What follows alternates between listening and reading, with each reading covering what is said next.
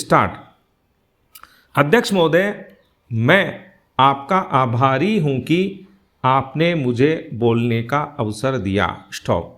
इस देश के वर्तमान भारी संकट के समय में और विशेष रूप से उस समय जबकि हम लड़ाई से अभी निवृत्त हुए हैं और आकाश में लड़ाई के बादल दूसरी तरफ से आने शुरू हुए हैं, हमारे वित्त मंत्री ने जो बजट पेश किया है वे इसके लिए बधाई के पात्र हैं। Stop para. यद्यपि भिन्न भिन्न पहलुओं को लेकर आलोचनाएं की गई हैं, लेकिन यदि उनकी कठिनाइयों को भी देखा होता कि राष्ट्र को किन किन संकटों का सामना करना पड़ रहा है, इस बात पर भी अगर मेरे से पहले बोलने वाले वक्ताओं ने विचार किया होता तो मेरा विश्वास है कि उनकी आलोचनाओं का आधार कुछ दूसरा होता। स्टॉप। उन्होंने ऐसे कठिन अवसर पर यह एक संतुलित बजट पेश किया है, उसके लिए मैं उन्हें बार बार बधाई देता हूं, लेकिन साथ ही साथ मैं अपना यह कर्तव्य समझता हूं कि कुछ ऐसे विचार भी उनके सामने प्रस्तुत करूं जिससे उनकी कठिनाइयां कुछ हल हो जाएं। स्टॉप।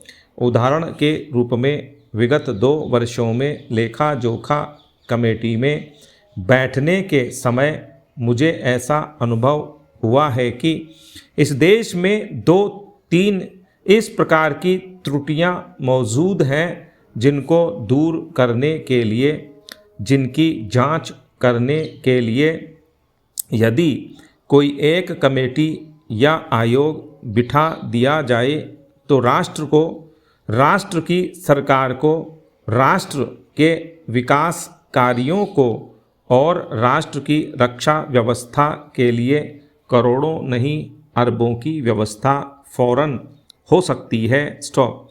केवल शासन को जागरूक होकर कुछ कदम उठाने की आवश्यकता है। Stop para.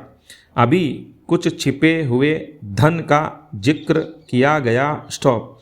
सरकार ने भी समय समय पर ऐसा आभास दिया है कि इस देश में लगभग 30,000 करोड़ रुपए का छिपा धन मौजूद है। स्टॉप। स्वयं मैं समझ नहीं पाता हूं कि जब सरकार ऐसा अनुभव करती है तो इसकी व्यवस्था करने में उसको दिक्कत क्या आ रही है। स्टॉप। ऐसा मालूम होता है कि कहीं इच्छा शक्ति की कमी है। स्टॉप। भारत की इस सरकार ने अपनी शक्ति का ठीक से उपयोग करके उस दुश्मन के दांत खट्टे किए जिसके की ऊपर विश्व की शक्तिशाली और इंग्लैंड जैसी शक्तियों का अटूट सहारा था और जिसको कि उन्होंने हमारे विरुद्ध उकसाकर खड़ा किया था और अपना पूर्ण सहयोग दिया था। स्टॉप।